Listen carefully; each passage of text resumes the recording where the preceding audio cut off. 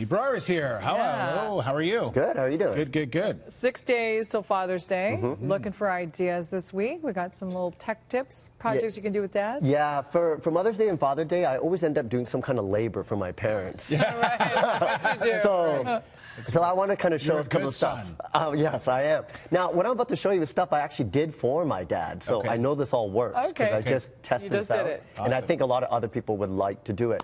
The first thing is a lot of people want to get Wi-Fi in their backyard because, you know, we're using a lot of streaming services like Spotify and RDO. Right. But if you don't have good Wi-Fi, you're not going to be able to play that music. Right. So I'm going to show you, it's actually not that hard to do, believe it or not, to make a separate Wi-Fi network. How do you do let's see. First thing you need is this here, okay? This is called a power line adapter. Is it like a booster? No, it's not a booster. This, what you do is you plug it in to where your router is inside your home, okay? And then you connect it through Ethernet to your router. So you connect one side here, you plug it in, and you connect it to your router. Then you have another one. Then as long as you have a plug outside, you plug this in, and then you can take another Ethernet line, and now you have internet. And what's happening is the internet is going through your entire electrical grid to get to the other side. So imagine it's like having a cable that's going right from your router all the way outside. Now, how does that do as far as signal is concerned? Does it weaken the signal at all, or is it still pretty good signal? So this one from Netgear, they've had ones from before. But this one, you're getting gigabit speeds. So believe it or not, if you were streaming Netflix in 4K on your deck, you could get it because of the speeds. It's just like having an actual cable coming from your router. Let's go through this one more time. So one connects into your wall by your router. By your router. You plug an Ethernet cable into here into one of your router ports that's available. That's right. Okay, and then you put that outside in wherever you're. As long as you have a plug, As long as you have a plug, put that in and another Ethernet cable. So then you plug this into what? Okay, so that's a good point, Steve. So once you get this, now you need another router. Good point. You need another router, and this one's from Netgear. It's a travel router, but it's perfect for outside. And what's cool is you can connect it right over here.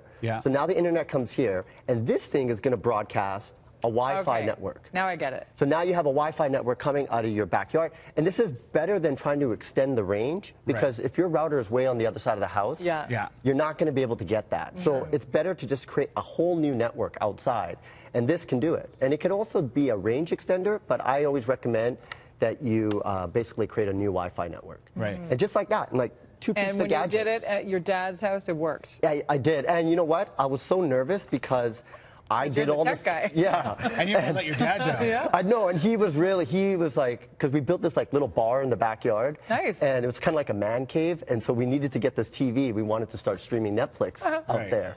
And once it worked, I was like, thank God, I was so happy. Try streaming Show Me next time. It's way better. Oh yeah, Show Me's good too. Yeah, okay, good. So then once you get that, you can go onto your iPad or whatever, and then put an app on for Spotify or radio or whatever. And you can make it password protected. So say you have friends coming over, you can say, oh, here's my backyard Wi-Fi password, and everyone's going to think you're super cool because you have that. They absolutely are. Another thing you can do for your dad, and I did this, or I'm about to do this weekend for my. I hope he's not watching. Stop watching. I hope he's not watching. Andy's dad.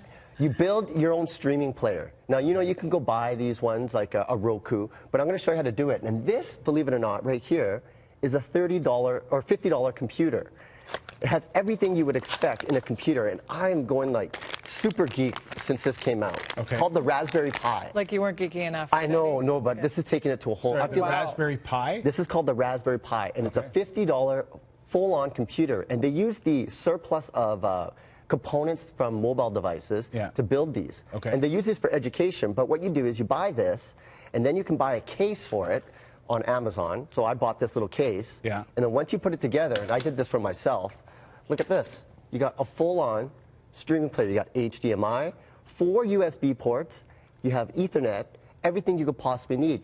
Then you put some software on here called Kodi, and you have an instant streaming player. So if you have all your videos and movies and TV shows on a hard drive, you can connect it to your network and play it off here. Wow. And kind of like the other streaming players, like if you left off at a certain show, it will remember that and pick up where you left off. So you can do this for $50. You can build your own streaming player, and then from there you can put all these other add-ons, like make it a music streaming player if you want to put like something like SoundCloud.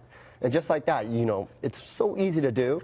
It takes about 15 minutes just to do the software, and you're out and running. And so this plus your Wi-Fi network, you're going to be you're having it. You're going to have a pretty happy dad. Movies, that's for sure. music, whatever. To put together that the Wi-Fi from inside to outside, what would it cost then for someone to put that together? So these power line adapters can range about $70. Okay. And then a travel router can go anywhere from $50 to $100. Okay, so a couple $100 basically. A couple $100, but it's definitely recommended. It's changed my life just having that, because I used to stream off my phone. Yeah. And sometimes the signal, the Wi-Fi signal, wasn't really good. Right? Sure, it makes that weird sound. But then it pushes to my data plan. And I was outside and it was like 6 hours. I had the music streaming, and then I got my bill. I was like, uh-oh. And they need to go to Dad, get him to pay it. It's like, yeah. You got one more for us. Okay, one more. Now, if you want to do a little retrofitting in the house for a connected home, what you could do is you can take a pre-existing light switch and make it into a connected light switch. Okay. This is another thing you can do with your dad if your dad's kind of good with electronics. Basically, it's a typical light switch you would get, except this one's smart. So when I was a kid, my parents always get mad, like, you left the light on, you left the light on. Yeah. Once you switch this, you can, with an app, remotely turn lights on or off. Wow. Or set schedules, believe it or not, to when the light goes on or when it goes off. So they can't ever get mad at you for turning the light. You're going to see a lot more of these connected home products in the future. People traveling, things like that. Yeah, so in the future, it's coming up in the next couple of weeks with Apple's HomeKit. You're going to be able to use Siri to turn lights off and on. So you can go, Siri, turn the bedroom lights off, and then the lights will come off. Or if you hook it up to your garage door opener, you can use the Touch ID on your Apple phone to open up the garage door. Wow. So this is what really the future is happening. These are the first generation of the connected homes, but in the future, it's all voice and touch automated. Wow. Yeah. So That's pretty cool. cool. Be a little awkward asking Siri to turn the lights down. Strange, but hey, whatever works, right? We're going to get used to that, trust me. Yeah. What does that cost? And so something like this costs between about $70 to $100, depending where you get it from. Okay. And it's a built-in Andy, light you switch. have a lucky dad. He is very lucky, trust me. And very patient, we understand. Absolutely. Good to see you. Now, where can people get more information on this? You got to post this on your website. Yeah, post on our website. This Raspberry Pi, like, to set this up, I'm going to make a tutorial video from start to finish, because so many people are asking You me. were losing me there, Andy. Every time I show this to someone, they're like, can you make me one? Can you make me one? So I'm going to make a video to show anyone how they can make it. And we'll post this segment as well on our Facebook page as well after the show, so you'll be able to catch up on that as well. We'll tweet it out. Okay, Andy, good to see you. Awesome, thanks.